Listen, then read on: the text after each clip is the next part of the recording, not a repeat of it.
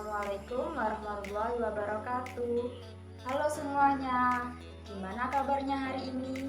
Semoga kalian sehat selalu ya, dan selalu mematuhi protokol kesehatan. Menggunakan masker, jaga jarak, dan jangan lupa selalu mencuci tangan. Nah, sebelumnya, perkenalkan, nama saya Nur Azizani 170, kelas 5I. Sebelum kita mulai pembelajaran, sebaiknya kita membaca Bismillah terlebih dahulu ya, agar ilmunya bisa bermanfaat. Bismillahirrohmanirrohim. Nah, pada pembelajaran kali ini kita akan belajar tema 5 tentang ekosistem, subtematika, keseimbangan ekosistem, pembelajaran 1, dan materi jaring-jaring makanan.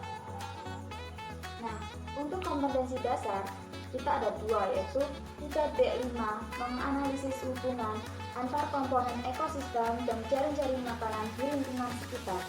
Sedangkan 4.5 membuat karya tentang konsep jaring-jaring makanan dalam suatu ekosistem. Untuk tujuan pembelajaran kita ada 3, yaitu yang pertama, siswa mampu menyebutkan hubungan antar komponen ekosistem dan jaring-jaring makanan di lingkungan sekitar dengan tepat.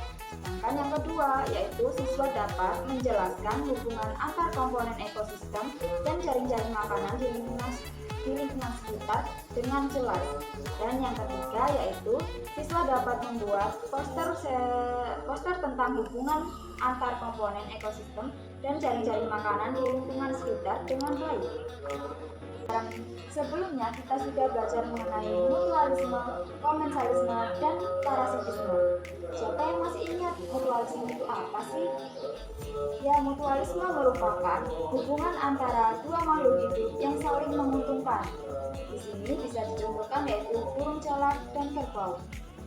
Pada kasus kerbau dan burung jalak ini saling menguntungkan karena burung jalak hinggap di kerbau dan mendapatkan makanan yaitu kuku kerbau, sedangkan kerbau diuntungkan oleh burung jalak karena kutunya dimakan oleh burung jalak.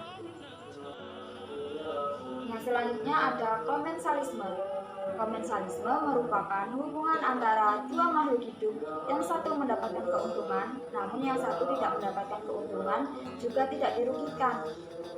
Contohnya tumbuhan anggrek dan pohon yang ditumpanginya. Kenapa kok tumbuhan anggrek dan pohon yang ditumpanginya termasuk komensalisme? Karena tumbuhan anggrek menumpang di pohon yang ditumpanginya itu mendapatkan tempat tinggal, jadi pohon anggrek diuntungkan, sedangkan pohon yang ditumpanginya tidak dirugikan dan juga tidak diuntungkan. Nah, selanjutnya ada parasitisme. Parasitisme merupakan hubungan antara dua makhluk hidup, yang satu diuntungkan dan yang satu dirugikan. Contohnya benalu dan pohon mangga. Nah, dalam kasus ini yang diuntungkan adalah benalu dan yang dirugikan adalah pohon mangga. Kenapa kok benalu diuntungkan? Karena benalu mendapatkan tempat tinggal dan mengambil zat-zat yang ada di pohon mangga. Sedangkan pohon mangga dirugikan karena zat-zat yang ada di pohon mangga diambil oleh benalu sehingga pohon mangga bisa mati. Pembahasan selanjutnya yaitu rantai makanan dan jaring-jaring makanan. Siapa yang sudah tahu mengenai rantai makanan dan jaring-jaring makanan? Nah, rantai makanan merupakan sebuah peristiwa makan dan dimakan antara sesama makhluk hidup dengan urutan-urutan tertentu. Nah, dalam suatu rantai makanan terdapat makhluk hidup yang mempunyai peran sebagai produsen, konsumen, dan sebagai dekomposer atau pengurai. Nah, siapa sih yang tahu tentang produsen, konsumen, dan pengurai? Aku jelaskan secara sedikit ya. Produsen merupakan organisme yang mampu membuat makanan sendiri, bahkan dimakan oleh makhluk lain. Biasanya produsen ini yaitu tumbuhan. Nah, biasanya produsen sendiri menciptakan zat organik dan anorganik melalui fotosintesis. Selanjutnya ada konsumen. Konsumen merupakan organisme yang bergantung pada produsen, sebab tidak mampu memproduksi makanannya sendiri. Ada beberapa tingkatan konsumen, di antaranya konsumen primer. Biasanya ini hewan pemakan tumbuhan atau herbivora. Yang kedua ada konsumen sekunder, biasanya ini karnivora tingkat 2 seperti tikus. Nah, selanjutnya yaitu konsumen tersier atau konsumen puncak, yaitu karnivora puncak seperti singa, elang, dan buaya. Nah, selanjutnya ada pengurai atau bisa disebut decomposer. Nah, pengurai ini merupakan organisme terakhir yang mampu mengubah zat organik menjadi zat anorganik, seperti bakteri. Nah, bakteri ini bertugas menguraikan bangkai dan mengembalikan kembali nutrisi tanah dan juga menunjang proses fotosintesis. Nah, bisa dilihat itu ada contoh rantai makanan. Diawali oleh rumput sebagai produsen, tikus sebagai konsumen pertama, ular sebagai konsumen kedua, dan burung elang sebagai konsumen ketiga, dan jamur sebagai pengurai. Sedangkan untuk jaring-jaring makanan merupakan sebuah proses makan-memakan yang terdiri dari beberapa rantai makanan.